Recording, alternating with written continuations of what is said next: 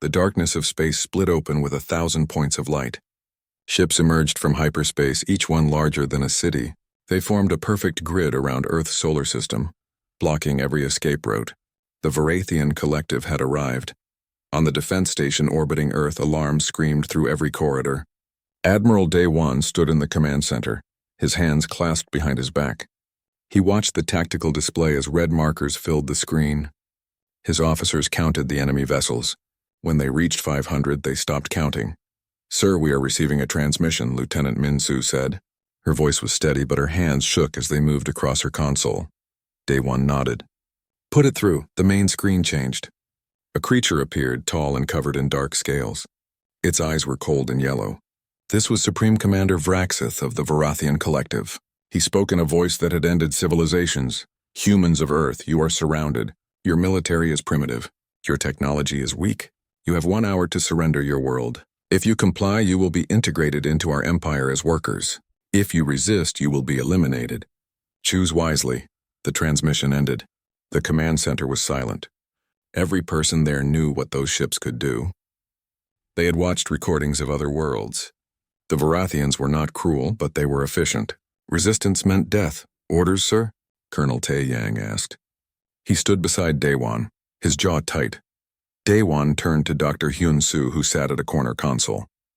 She was the station's chief psychologist, but today she was something else. She had spent 3 days analyzing every piece of data they had on the Varathians. "Doctor, your assessment?" Daewon asked. Hyun-Soo looked up from her screens. "They are overconfident. Every battle record shows the same pattern. They arrive, they threaten, species surrender. They have conquered 417 worlds. Not one species has fought them for more than 3 weeks. Why?" Tae Yang asked. "Because they show overwhelming force," Hyun-Soo explained. "Other species calculate the cost of war and decide surrender is logical. They do not understand species that choose to fight when logic says they should stop." Daewon smiled, but there was no warmth in it. "They have never met humans." He walked to the communication station. "Min-Soo, prepare a response. I want full broadcast on all frequencies. Make sure every Varathian ship receives it."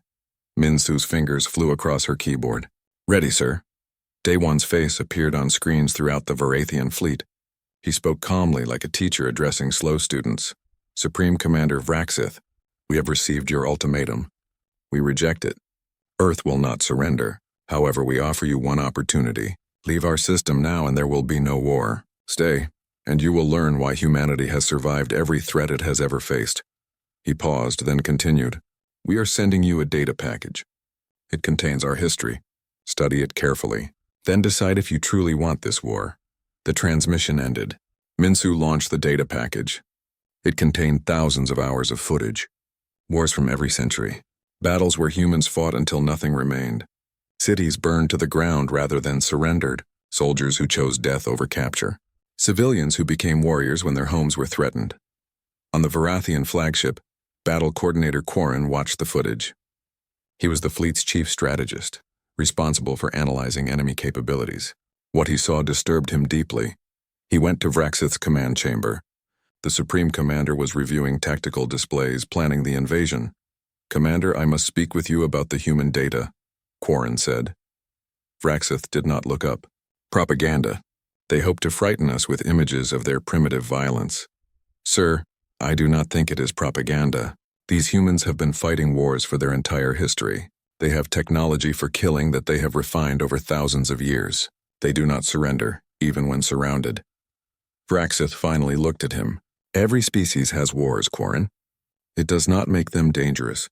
We have superior ships, superior weapons, superior numbers. This will be over in days." Quarren bowed his head. He had served Vraxith for 20 years. He knew when argument was useless. "As you command, sir." The invasion began exactly 1 hour after the ultimatum. Varathian warships moved into Earth's orbit. They fired their weapons with precision. Military satellites exploded into clouds of debris. Defense stations vanished in balls of fire. Ground installations were vaporized from space. Daewon's station shook as enemy fire hit its shields. "All stations execute evacuation protocol," he ordered. "Fall back to secondary positions." Throughout Earth's orbit, human forces retreated. Ships disengaged and fled toward the moon. Ground forces abandoned their bases and pulled back into cities. To the Varathians, It looked like complete victory. Field Marshal Velkrin commanded the ground invasion force. He stood on the bridge of his troop ship, watching Earth grow larger through the viewport. 200,000 soldiers were ready to deploy. They would land in major population centers and secure them within hours. Resistance level? Velkrin asked his intelligence officer. Minimal, sir. Their military is retreating from all positions. We detect no major force concentrations. They appear to be evacuating civilians from the cities. Velkrin nodded with satisfaction. Good. They recognize the futility of resistance. Begin landing operations. Troop ships descended through Earth's atmosphere. They landed in New York, London, Tokyo, Mumbai, Sao Paulo, and 50 other cities. Landing ramps dropped open.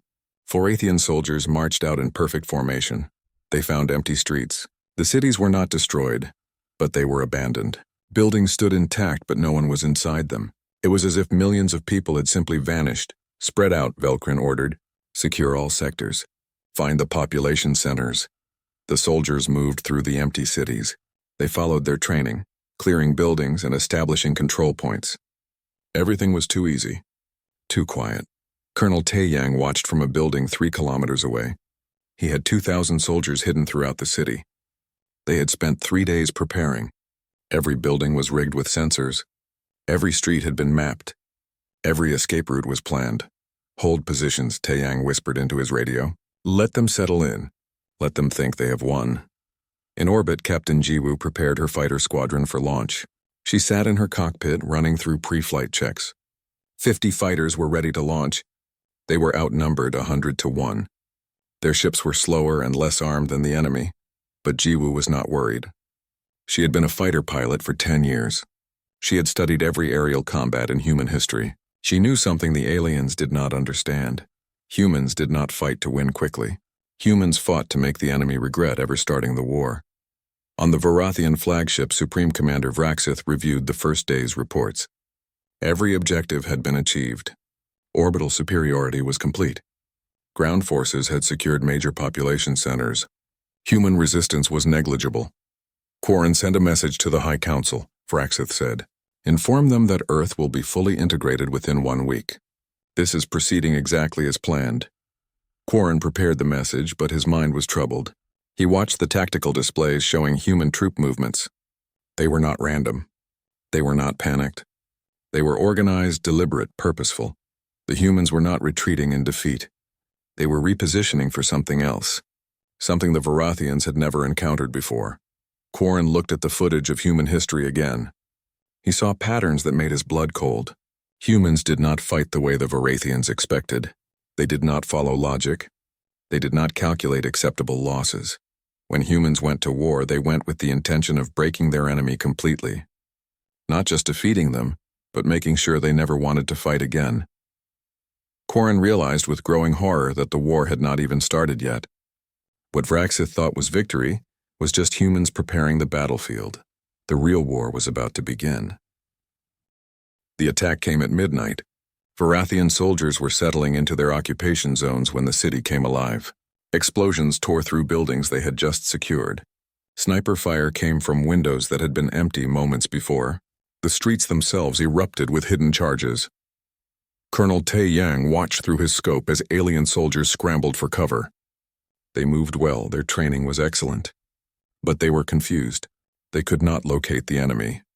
They could not understand where the attacks were coming from. Team 3 hit the supply depot, Taeyang said into his radio. Team 5 cut off their reinforcement route. Team 7 make them think we are everywhere. His teams moved through the city like ghosts. They struck and vanished. They never stayed in one place. They never engaged in direct combat. This was not about defeating the Vorathians in battle. It was about making them afraid. Field Marshal Velkrin stood in his command center, staring at tactical maps that made no sense. Red markers appeared and disappeared randomly. His forces were taking casualties, but they could not find the enemy. How many hostiles are we facing? He demanded. His intelligence officer checked the reports. Unknown, sir. Estimates range from 500 to 50,000. They strike from concealed positions and retreat before we can respond. Send in the heavy armor. Clear the sectors 1 building at a time. The armor moved into the city, massive war machines that could level entire blocks. They began systematically destroying buildings where attacks had originated. Taiyang watched them come and smiled grimly. Let them waste ammunition on empty buildings, he said. Pull back to Zone 4. Prepare the next phase. In orbit, Captain Jiwoo led her squadron toward the Varathian fleet. 50 human fighters against 500 alien warships. The tactical computers calculated their survival chance at less than 1%. Jiwoo did not care about the computers. She opened the squadron channel. Remember the plan. We are not here to win. We are here to hurt them. Make every shot count. Make them remember us, her pilots acknowledged. They were volunteers. They knew most of them would not survive. But they also knew that their sacrifice would matter. The squadron split into 5 groups. They approached the fleet from different angles, moving fast and unpredictable. Varathian fighters launched to intercept them. The enemy ships were faster, better armed, more advanced in every way. But the human pilots had something the aliens did not. They had desperation. They had centuries of aerial combat experience. They had the willingness to trade their lives for damage. Jiwoo dove her fighter toward a Varathian cruiser. Enemy fire lit up space around her. Her shields collapsed. Her hull took hits. Alarms screamed in her cockpit. She ignored them all. She fired her missiles at point-blank range into the cruiser's weapon systems. The missiles hit. Explosions bloomed across the alien ship's hull. It would not sink, but it would not fight at full capacity either. Breaking off, Jiwoo said, pulling her damaged fighter away, but she did not retreat. She swung around for another pass. Across the battlefield, other human pilots did the same. They targeted specific systems. Weapons, sensors, engines. They were not trying to destroy the massive alien ships. They were trying to cripple them, to make the Varathians spend time on repairs instead of conquest. 20 human fighters were destroyed in the first 10 minutes. The survivors kept fighting. They coordinated their attacks, covering each other, sharing targeting data. When their weapons ran out, they rammed enemy fighters. On the Varathian flagship, Battle Coordinator Quarren watched the battle with growing concern.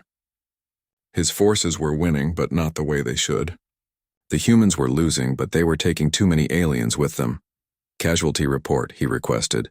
42 fighters lost, 3 cruisers damaged, 1 destroyer's weapons offline. Human casualties, 47 fighters destroyed. Those numbers were wrong.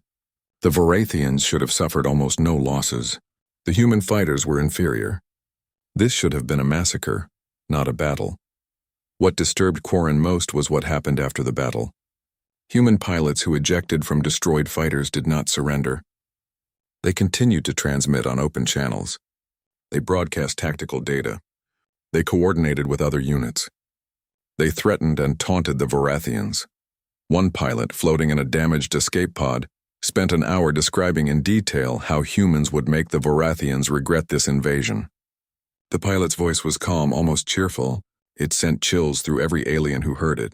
Lieutenant Minsu worked in a hidden bunker deep beneath Earth's surface. Her station was filled with computer equipment, all of it connected to networks that should not exist. She had spent 3 days breaking into Varathian communication systems. Now she was inside. She had access to their military channels. She could see their casualty reports, their supply requests, their private communications between ships, and she could add her own information to their networks. Beginning Operation Whisper, Minsu said to her team. She started inserting false reports into the Varathian systems. Reports of human superweapons being prepared. Reports of massive reinforcements arriving from colonies in deep space. Reports of biological weapons that could target alien DNA. None of it was true. But mixed in with real reports, it created doubt. The Varathians started questioning their own intelligence.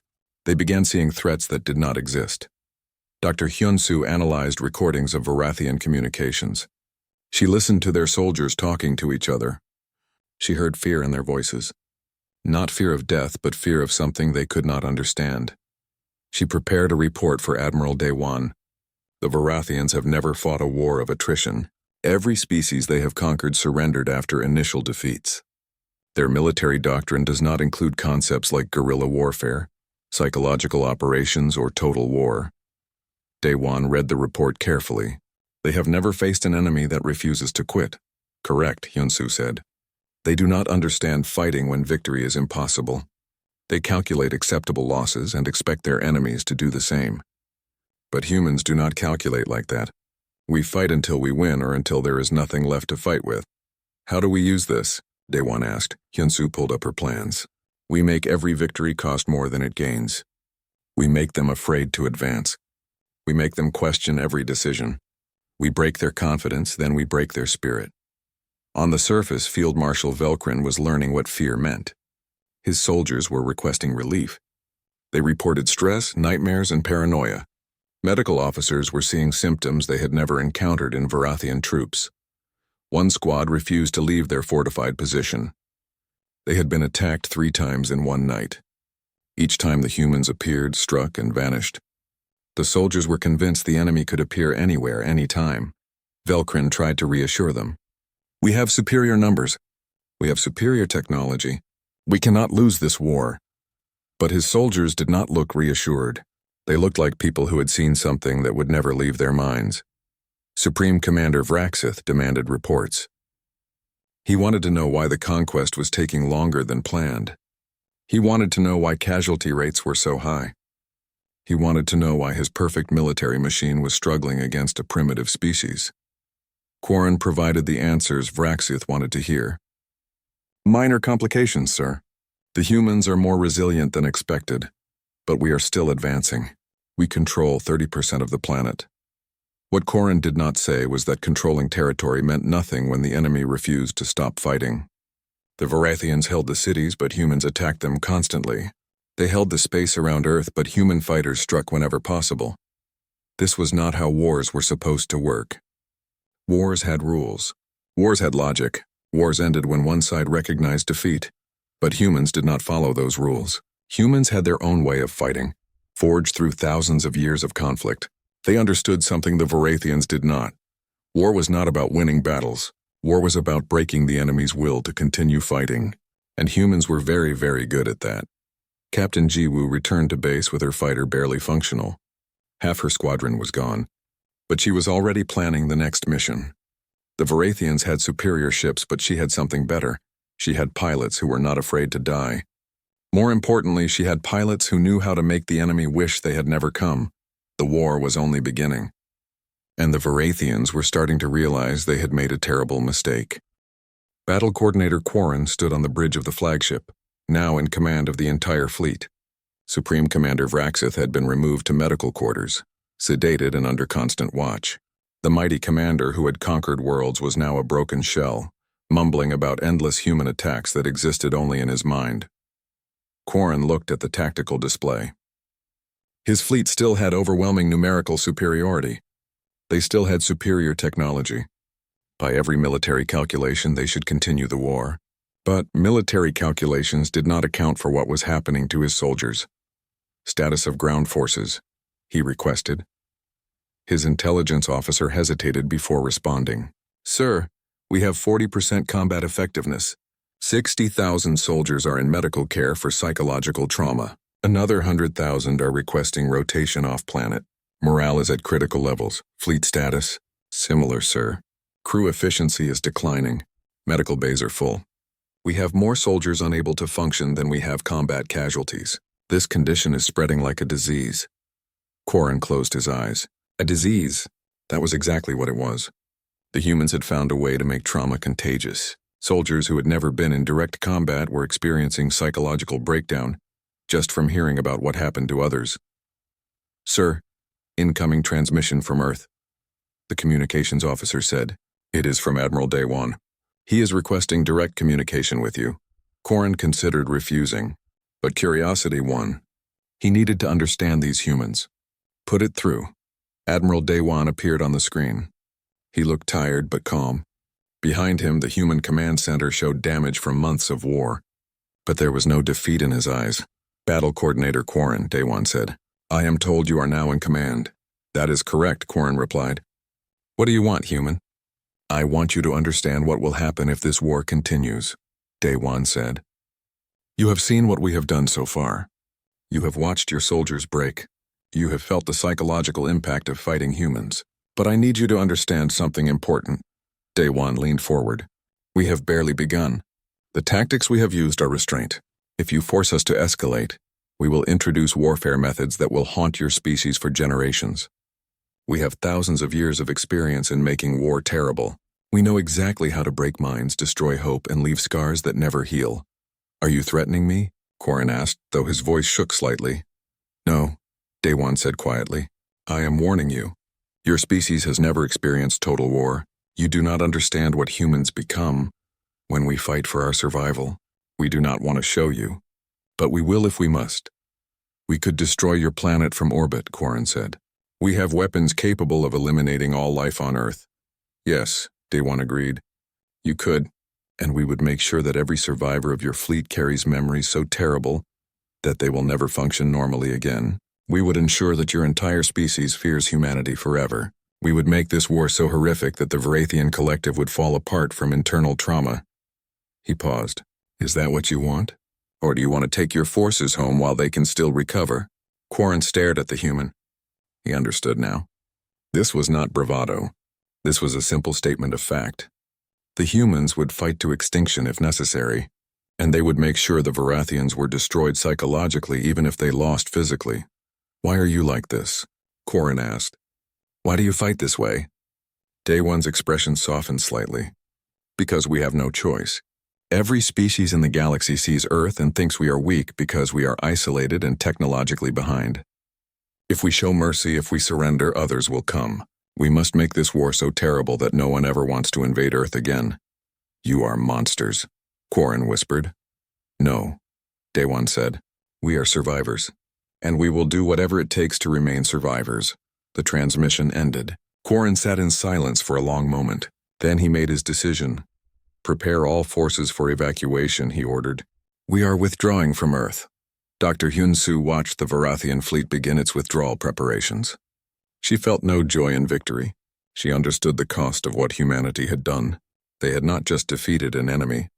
They had broken them psychologically. Was it necessary? One of her assistants asked. Hyun-Soo thought carefully before responding. Yes, if we had simply fought and lost, others would have come.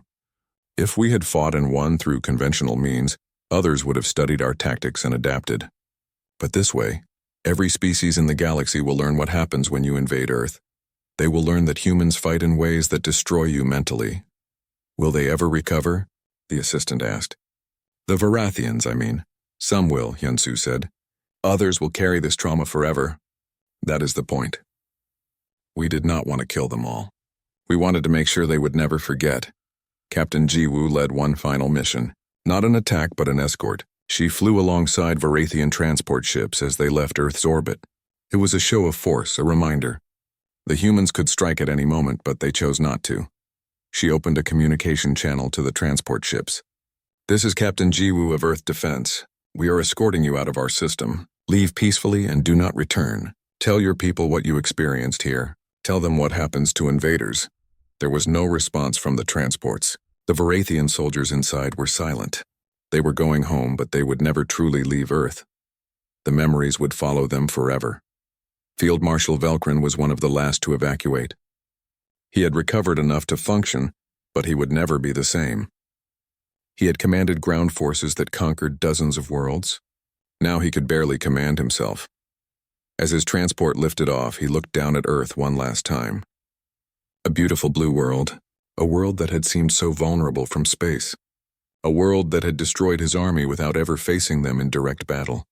How did they do it? He wondered aloud. How did they break us so completely? His second officer, who had survived the entire campaign, answered quietly. Because they understand war in a way we never did. We thought war was about defeating the enemy's forces. They know war is about defeating the enemy's will, and they are very, very good at it. Lieutenant Min-Soo shut down Operation Whisper. She had spent months inside Varathian networks spreading fear and doubt. Now her work was done. The aliens were leaving. The psychological warfare had succeeded, but she felt no satisfaction. She had seen the damage up close. She had watched alien soldiers break down. She had read their private messages, heard their fears. They were not so different from humans. They just had never been forced to become what humans became. Do you think they will ever come back? One of her team members asked. Min-Soo shook her head. No. They will tell the galaxy about Earth. They will warn everyone. And no species will want to experience what the Varathians experienced. We have turned Earth into a forbidden world. not through strength but through fear. Colonel Taeyang walked through the ruins of his city. The Varathians had occupied it for 3 months. They had destroyed much but not everything. The buildings could be rebuilt. The infrastructure could be repaired. The scars would fade eventually, but the memory would remain. Earth had been invaded, and Earth had responded not with surrender, not with noble resistance, but with warfare so psychologically devastating that the invaders fled in terror. "Is this who we are?" one of his soldiers asked. "Is this what humans have become?" Taeyang considered the question. "This is what humans have always been. We are capable of great compassion and terrible violence. Which one we show depends entirely on how we are treated. The Varathians came as conquerors, so we showed them the darkness that humans learned to master over thousands of years of war." The last Varathian ship jumped to hyperspace. Battle Coordinator Quarren watched Earth disappear from his screens. He would file a report with the High Council. He would recommend that Earth be declared a restricted world. He would make sure every species in the galaxy knew what happened here. And he would carry the memories of this war for the rest of his life. The memories of how a primitive species defeated an empire not with weapons, but with understanding of what war truly means. 3 months had passed since the invasion began. The Varathian fleet controlled Earth's orbit and 30% of the surface. By all military calculations, they should have controlled the entire planet by now. Instead, they were slowly being destroyed. Field Marshal Velkrin sat alone in his quarters. He had not slept properly in weeks. Every time he closed his eyes, he saw humans. Not the humans on the battlefield, but the ones in the recordings. Humans throughout history, fighting wars that should have ended them but never did. His medical officer had given him something to help him sleep. It did not work. Nothing worked. The problem was not in his body, it was in his mind.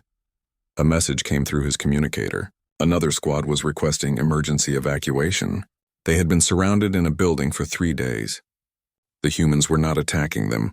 They were just waiting, playing psychological recordings through speakers, showing images of what happened to previous Varathian units.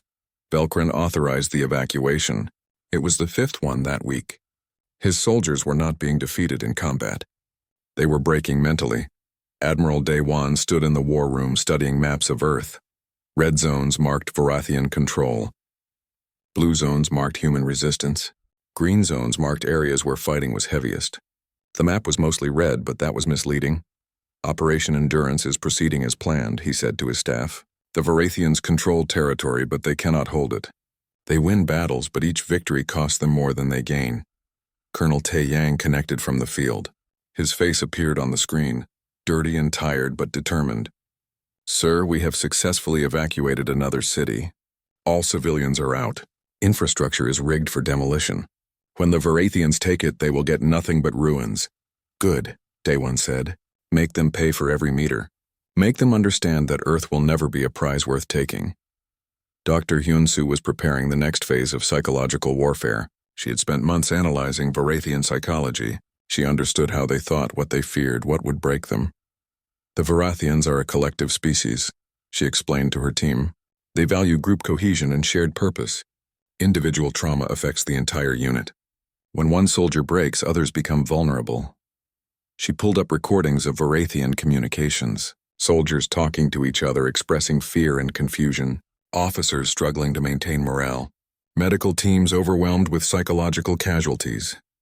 "We need to amplify this," Hyun-soo said. "Show them their own fear reflected back at them. Make them understand that what they are experiencing is only the beginning." Lieutenant Min-soo launched Operation Reflection. She had complete access to Varathian communication networks now. She could see everything they transmitted. More importantly, she could send information to them. She compiled recordings of traumatized Varathian soldiers, aliens crying, screaming, refusing to fight. She edited them into videos and broadcast them throughout the enemy fleet. The message was clear. This is what humans do to invaders. The effect was devastating. Varathian soldiers saw their comrades broken and afraid. They saw the psychological damage up close. They realized that physical death was not the only danger on Earth. There was something worse. Mental destruction. Captain Jiwoo led another strike mission into orbit. Her squadron had been rebuilt twice already. She flew with new pilots who knew the veterans had died. They flew anyway. This time, their target was not a warship. It was a Varathian medical vessel, not to destroy it, but to deliver a message. Jiwoo's fighter approached the medical ship. Dodging defensive fire, she launched a single missile. The missile did not explode. It attached to the hull and transmitted a data package. The package contained detailed files on human warfare psychology, studies on combat trauma, records of how human soldiers coped with war, and projections of what would happen to Varathian forces if the war continued. The Varathian medical staff opened the files. What they read horrified them. Humans had studied war trauma for centuries. They understood it completely, and they knew exactly how to inflict it on others. Battle Coordinator Quarren presented his report to Supreme Commander Vraxith. The numbers were undeniable. Casualty rates were unsustainable. Morale was collapsing. Medical evacuations exceeded combat losses. We must withdraw, Quarren said. This war cannot be won. Vraxith slammed his hand on the table. We have superior forces. We control a third of their planet. We cannot lose to these primitives. Sir, we are not losing battles. We are losing soldiers. They cannot fight anymore. They are experiencing what human records call combat fatigue, shell shock, battlefield trauma. Our species has never encountered these conditions because our wars always ended quickly. Then we escalate, Vraxith said. Prepare the orbital bombardment weapons. We will destroy their cities from space. We will eliminate their ability to resist. Quarren felt his blood run cold. Sir, that will kill billions of civilians. It goes against every law of warfare in the collective. This is not a normal war, Vraxith said. His eyes showed something Quarren had never seen before. Desperation, fear. The humans have made it something else. They have turned war into a nightmare. We must end it before it destroys us. But before the order could be executed, Admiral Day One launched his final offensive. It was not designed to win territory. It was designed to break the Varathian will completely. Across Earth, human forces emerged from hiding. Colonel Tae Yang's guerrilla fighters attacked every Varathian position simultaneously. They had been preparing for months. They knew every enemy location, every weakness, every route. The attacks were coordinated with precision. Human forces did not try to hold ground. They struck, inflicted maximum damage, and withdrew. They destroyed supplies, communication equipment, and medical facilities. They did everything possible to make the Varathians feel isolated and vulnerable. Field Marshal Velkrin watched his command network collapse. Reports flooded in from every sector. His forces were under attack everywhere at once. They were holding their positions, but barely. Casualties were mounting. More importantly, morale was gone.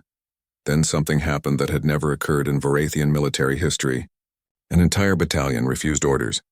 2,000 soldiers simply stopped fighting. They did not surrender. They did not retreat. They just stopped. Their commander tried to rally them. We are the Varathian collective. We have conquered 400 worlds. We cannot be defeated by one primitive species. One soldier looked at him with empty eyes. Commander, have you seen what they do?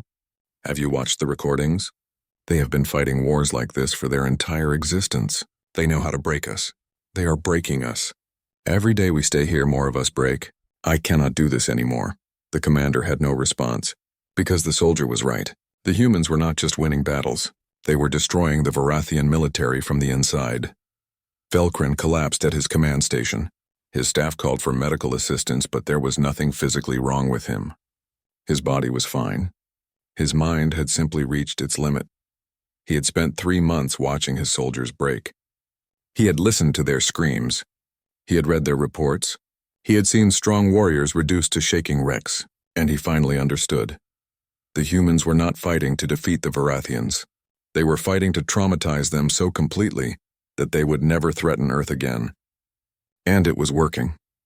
On the flagship, Quarren watched his commander spiral into madness. Vraxith was giving contradictory orders, seeing threats that did not exist, refusing to accept reality. The humans had broken him without ever touching him. Quarren made a decision. He gathered the senior officers and informed them that Supreme Commander Vraxith was no longer fit for command. It was a coup, technically illegal but necessary. We are leaving, Quarren announced. Prepare all forces for withdrawal. We will evacuate in an organized manner, but we will evacuate. This war is over, some officers protested. Others looked relieved. But all of them understood the truth. They had come to conquer Earth. Instead, Earth had conquered them, not with superior weapons or technology, with something far more powerful, with the understanding of what war truly means and the willingness to make their enemies experience its full horror. 6 months after the Varathian fleet arrived, it departed. The massive armada that had come to conquer Earth limped away, broken not by superior weapons but by something they had never encountered before: humanity's complete understanding of psychological warfare. Admiral Daewon stood on the observation deck of the defense station. The structure bore scars from months of combat. Holes in the hull, scorched metal, makeshift repairs. But it still stood, like Earth itself, damaged but undefeated. He watched the last alien ship disappear into hyperspace. There was no celebration in the command center. No cheering, no victory speeches. The staff worked quietly, beginning the massive task of rebuilding. Colonel Tae Yang approached him. "Sir, casualty reports are finalized. 4 million military deaths, 20 million civilian casualties, 30% of our infrastructure destroyed." Daewon closed his eyes briefly. Those numbers represented people, families destroyed, lives ended, cities turned to ruins. Victory had come at a terrible price. "And if we had surrendered?" he asked quietly. Tae Yang did not need to answer. They both knew. Surrender would have meant slavery for the entire species.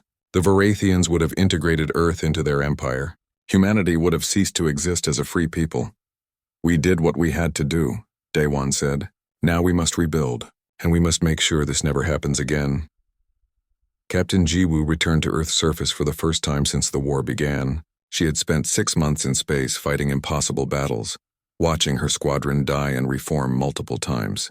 Now she walked through what remained of her home city. The streets were empty. Buildings stood like broken teeth against the sky. Blast marks scarred every surface. This had been a city of 10 million people. Now it was a ghost town waiting to be reborn. She found her apartment building. It was still standing, though half of it had collapsed. She climbed the stairs to her floor. Her door hung open, the lock destroyed. Inside, everything was as she left it 6 months ago, untouched by the war that had raged around it. Jiwoo sat on her couch and allowed herself to cry for the first time since the invasion. She cried for her dead pilots, for the civilians who had not survived, for the aliens she had killed, for the innocents that Earth had lost. But she did not regret what they had done. Given the choice again, she would make the same decision. Earth was free. That was what mattered. Dr. Hyun-soo compiled her final report on the psychological warfare program. It detailed every tactic used, every method employed, every result achieved. The document was thousands of pages long and contained information that could destroy minds. At the end, she added a personal note. "This program was necessary to defend Earth. It worked because we understood the enemy's psychology better than they understood their own. But I recommend that this knowledge be kept strictly classified. These methods should never be used on humans. We have seen what they do to alien minds. We must never discover what they would do to our own." She submitted the report and then took a long vacation. She needed time away from the science of breaking minds, time to remember what it meant to heal instead of harm. Lieutenant Min-soo destroyed most of her tools, the program she had used to infiltrate alien networks, the viruses she had deployed, the psychological warfare algorithms. Some knowledge was too dangerous to preserve, but she kept records of what she had learned: how to recognize alien communication patterns, how to defend against network intrusion, how to protect Earth if another invasion came. Defensive knowledge, not offensive. She joined the reconstruction effort, helping to rebuild communication networks across the planet. It felt good to create instead of destroy, to connect people instead of breaking them. In the Varathian Empire, the returning fleet was placed under immediate quarantine. Medical teams examined every soldier. What they found horrified them. 80% of the soldiers showed symptoms of severe psychological trauma. They experienced nightmares, panic attacks, and complete inability to function in military roles. Some could not even look at images of space without breaking down. The condition spread to support staff who had never been near Earth. Just hearing about what happened was enough to trigger symptoms. The Varathian medical community had no name for it, so they created one. Human Contact Syndrome. Battle Coordinator Korin testified before the Varathian High Council. He stood in the grand chamber where military victories had been celebrated for generations. But there would be no celebration today. The Earth campaign was a complete failure, Korin said. We lost not because humans had superior technology, but because they had superior understanding of warfare psychology. They fought in ways we could not predict or defend against. They made war so terrible that our soldiers could not continue. One council member asked the question they all wanted answered. How do we prevent this from happening again? Corrin's response was simple. We avoid humans. We classify Earth as a restricted world. We make contact absolutely forbidden, and we share this information with every species in the galaxy. Let everyone know what happens when you invade Earth. The council agreed. Earth was officially declared off-limits. Automated warning beacons were placed around the solar system. Any ship that approached would receive a single message. Earth is defended by humans. Proceed at your own risk. Field Marshal Velkrin never recovered. He was honorably discharged from service and retired to a remote colony world. He spent his days in quiet isolation, trying to forget what he had experienced on Earth, but he could never forget. Every night he dreamed of empty cities that came alive with danger, of enemies that appeared from nowhere and vanished like ghosts, of the slow realization that his army was not being defeated, but was being psychologically destroyed. He wrote a memoir that was immediately classified by Varathian intelligence. It was too dangerous to publish, too detailed in its description of human psychological warfare, too likely to spread the trauma to others. On Earth, reconstruction proceeded quickly. Humans had extensive experience rebuilding after wars. They knew how to clear rubble, restore services, and bring cities back to life. Within a year, most of the visible damage was repaired, but the invisible scars remained. Veterans struggled with memories of the war. Civilians dealt with the trauma of occupation. Psychologists worked overtime helping people process what they had experienced. Yet there was also pride. Earth had been invaded by a force that had conquered hundreds of worlds, and Earth had sent them home broken. The galaxy now knew that humans were not to be threatened. Admiral Day One prepared a message to broadcast to the galactic community. It would be transmitted on all frequencies in all known languages. A message that would define Earth's position in the galaxy. He recorded it personally, his face showing the exhaustion of 6 months of total war. I am Admiral Day One of Earth. You have heard what happened when the Varathian collective attempted to invade our world. Let me be clear about what that means for the future. He paused, choosing his words carefully. Earth desires peace. We wish to trade with other species, to learn from you, to share our culture and knowledge. We are not a warlike people by nature. We do not seek conflict. His expression hardened. But understand this. If you come to Earth seeking conquest, you will learn what the Varathians learned. Humans have fought wars for our entire history. We understand violence in ways that peaceful species cannot imagine. We know how to make war so terrible that the survivors wish they had died. This is not a threat. It is a warning. Come to Earth in peace and you will find friends. Come in war and you will find something far worse than enemies. You will find humans who are fighting for their survival, and there is nothing in the galaxy more dangerous than that. He ended the transmission. The message was sent across the galaxy. Within weeks, every major civilization had received it.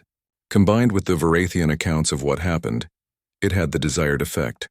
Earth became known as a protected world, not by treaty or alliance, but by fear. Fear of what humans would do if invaded.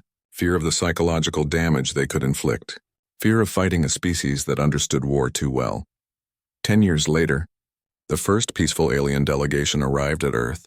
They came with gifts and greetings, making it absolutely clear they wanted friendship, not conflict. Admiral Day One, now retired, watched the delegation arrive. He saw fear in their body language. They knew what humans were capable of, but they also saw opportunity. Earth had much to offer the galaxy if approached with respect. Captain Jiwoo, now a senior officer, escorted the delegation. She showed them human culture, human achievements, human compassion. She wanted them to understand that humans were more than warriors. They were artists, scientists, philosophers, dreamers. But when the delegation asked to see military installations, she also showed them those. She wanted them to understand the other side, the side that had broken the Varathian collective, the side that would emerge if Earth was ever threatened again. The delegation left Earth with a clear understanding. Humans were capable of both great kindness and terrible violence. Which side they showed depended entirely on how they were treated. In the Varathian Empire, in the medical facilities where traumatized veterans lived, the story of Earth was told and retold. A warning passed from generation to generation. Never invade Earth.